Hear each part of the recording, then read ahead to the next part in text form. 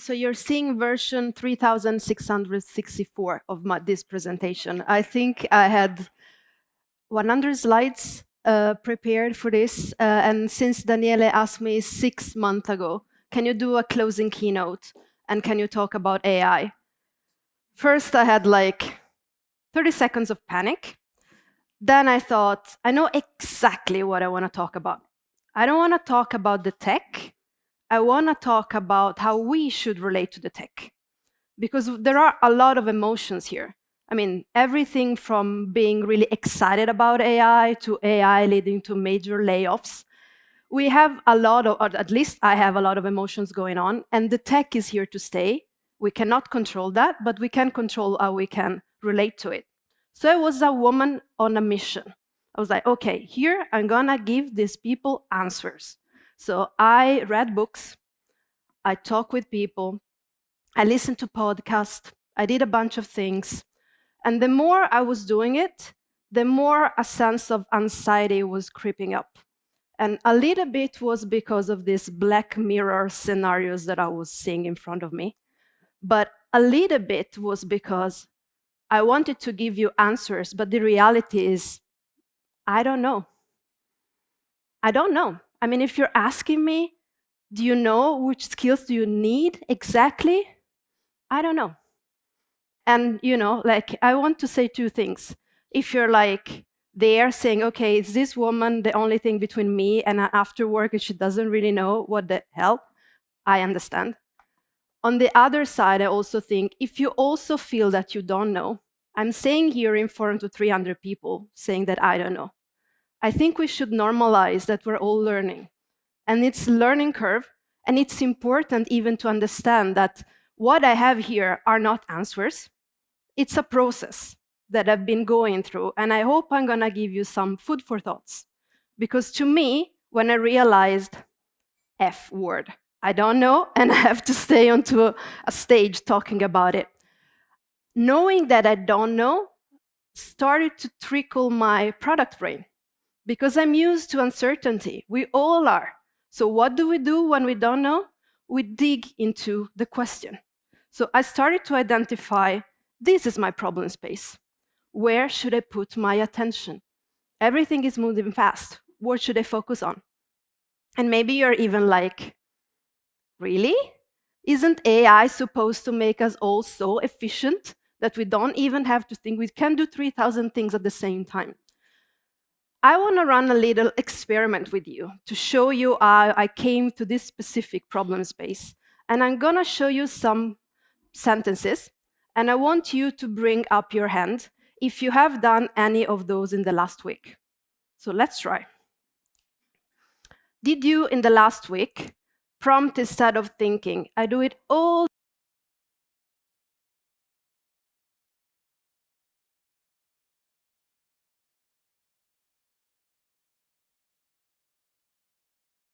or like a 2 hours, whatever, YouTube clip video, whatever.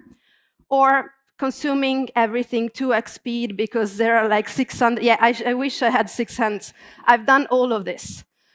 Now you can put your hands down. I've seen many hands. And I have another question for you. What did you learn? What did you retain of all of these things? If you learned anything, please raise your hand. Some, but I was like, when I asked this question to myself, I was like, nothing.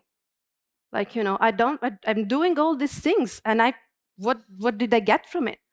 And the reason was that I was trying to play the speed game with machines. And the thing is, the information is only going to get more and more and more.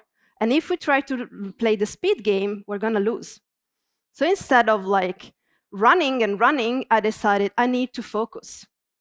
And what should I focus on became the next question. And this is what I think we should all focus on. What is unLLMable? And I want to say it already now. I don't have the answer just for you, but I want to have this question planted into your head. Because I work with strategy, and that's always what I do with strategy. You do a strategy for a product or for a company, you start from these gaps, things that are hard to copy.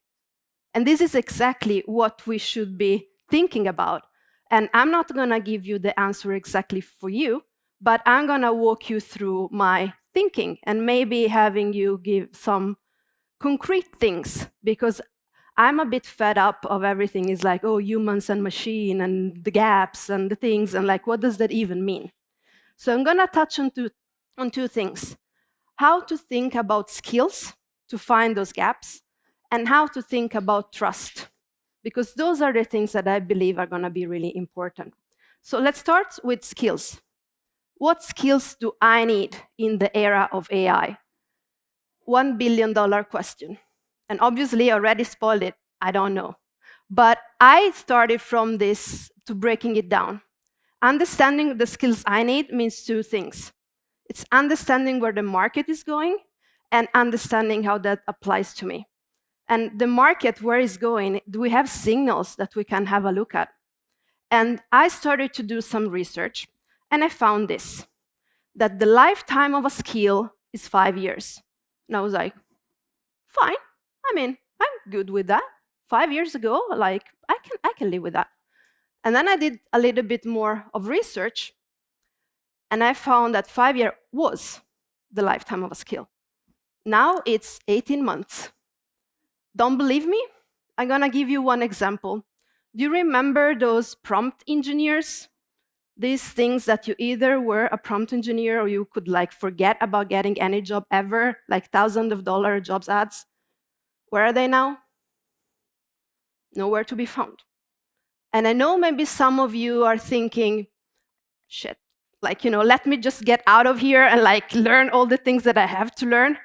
To which I would say, remember those guys running?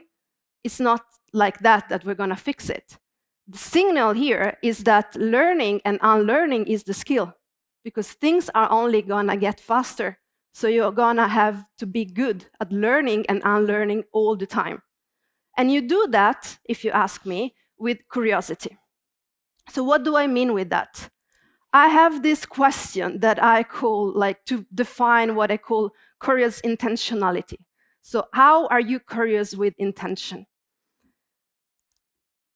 Ask, how does it work? Like those LLMs, how do they work? They work with data that are already there. They are pre-trained. They cannot think. They give us the illusion of thinking. They cannot think outside the box because they can only use the data they have, for example. What are those big companies optimizing for? If you ask me, they're optimizing for mass consumption. This is exactly why prompt engineering, which was extremely difficult, it's already, surpassed, because they want everyone to use it. So you can start thinking and looking at those things. Then I really, really encourage you to have a look at how those tools are evolving. We had different speakers today, like thinking about saying, like, just go back and look at them. Just like the example of pictures, like how those video AI generated were like ridiculous, like 6 months ago, and now they're like mind-blowing. You can see where they're going. You can see where they're putting their attention. And most importantly, you can realize where the gaps are. And if you look at these questions, you probably realize that there is a trend here. It's about observing instead of reacting. It's about understanding where things are going before taking the step. And if this still feels a little bit abstract, it was for me as well. And I was like, wait a minute. I can create a curious intentionality roadmap. We're used to this, right? We do the now, next, later. Now we do, what do I know? What do I don't know? And what I want to know. So let me give you like an example of myself. What I know. Oh, I can do strategy, I can connect the dots, I can do active listening, yada, yada, yada. So you do like what you know. Then you have this column, amazing. I could have like filled 300 million slides with this, all the things that I don't know. And they pop up every day, because every day there's a new trend, a new thing, etc. And this is the piece that is overwhelming, that we're trying to keep up with the speed of and will never succeed. But then I can think about what I want to know. So for me, in my role, it's maybe more important to understand AGI. It's maybe more important to understand how AI defines behavior than going to do a specific agentic AI. So what I do, as we all product people do, I groom the what I don't know with what I want to know. And all of a sudden, some things disappear. And if there are some of you thinking, this doesn't feel right, I mean, how do I put away those things from the list? It's like it's scary.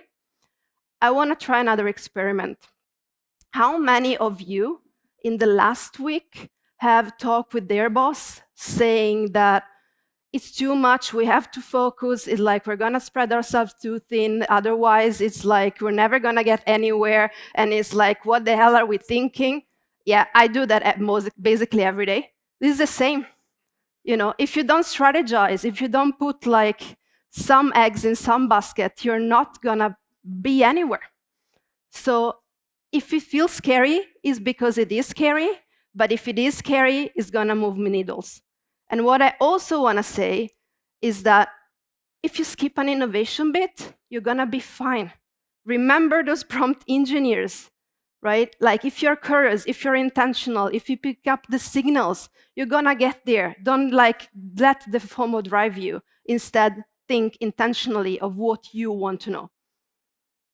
So I had this mental model about skills, but skills in themselves are not the end goal. Yeah, I get skills, but whatever. The other thing that I was thinking about is like, how do I use those skills to actually create trust? So trust is the other piece. And if you're thinking, why trust? Think about what is un-LLMable. You know what we all accept the machines do? They hallucinate. And those big guys, I don't care. And no one is thinking about taking away the hallucination part. They're not thinking about that. They want just people to use it. This hallucination is not going to get fixed anytime soon, if it ever gets fixed. So that means that we're always going to have a little bit of a critical thoughts on the machines. Even more when we have all these fake images popping up, like we're going to get skeptical. But if you are the human that can be trusted, there you have your unLLMable skill. And still, trust, I know it's a really fluffy word. So what do I mean with trust? I break it down in 3 pieces. It's about being credible, deliver on what you said you will deliver to, like to your values, and work with other collaboration. And I want to focus on the 2 on the bottom, so about the value creation and collaborating with others. And sometimes a picture speaks more than 1,000 words. So about value, I'm going to show you this. And all the credits to Jason Knight, probably you recognize it. He spoke to me when he put down this. It's like, we all want to do all this AI feature all over the place. Pranav talked about getting AI there, but not even caring about the core of our customers or like what is actually need to be done. The customer's waiting, but the problem is they're not going to wait that long. Because either they build it themselves, some of them will, or someone else will build it for them. So it's important when we are in all of this to think about the value we're creating for our customers.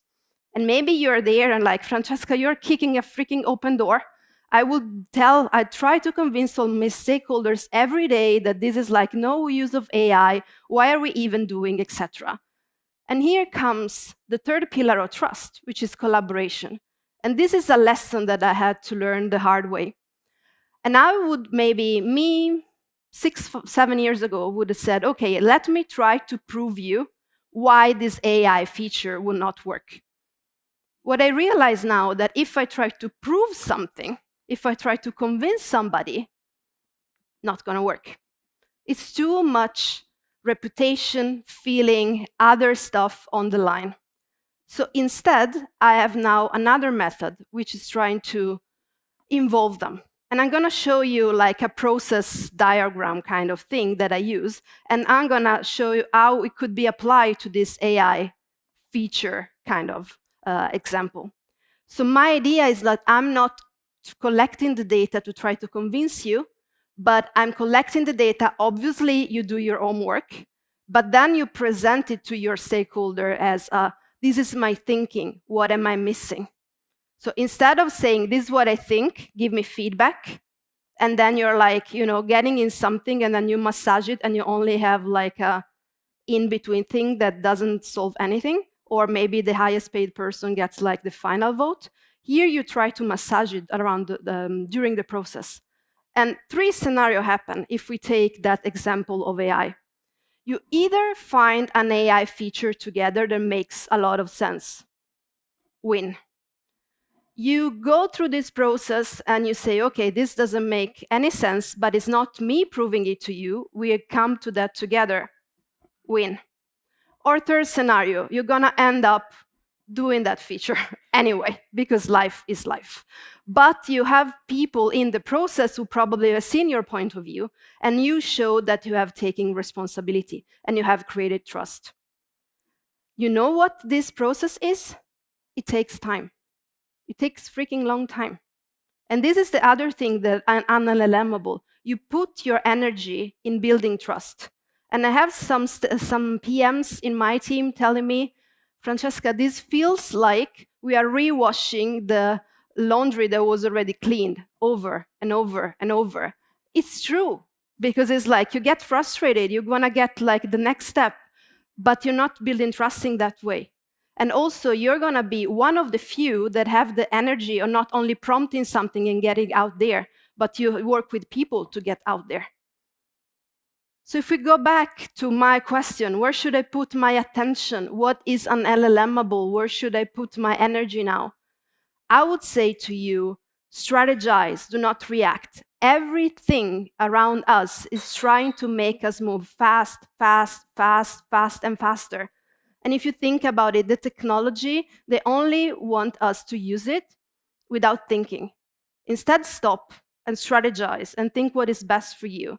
And put the energy in building the trust with the humans, because we know, this one I can almost promise, and no one is looking at fixing that hallucination piece.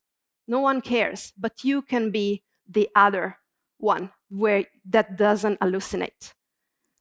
So I want to finish here saying that obviously you can go fast. Obviously you should go fast. I know there is expectation on you to go fast. I'm not saying that you just close your eyes and forget about the LLM out there. But I'm saying that you should take a strategic approach and intentionally go into the right direction instead of just running. This was my not knowing talk. I hope that staying here, you got some food for thoughts. As I said, I had 100 slides. In the deck here, there are some of these plus some others that I used to form my thoughts. And now I leave it to Daniele to close this conference. Thank you.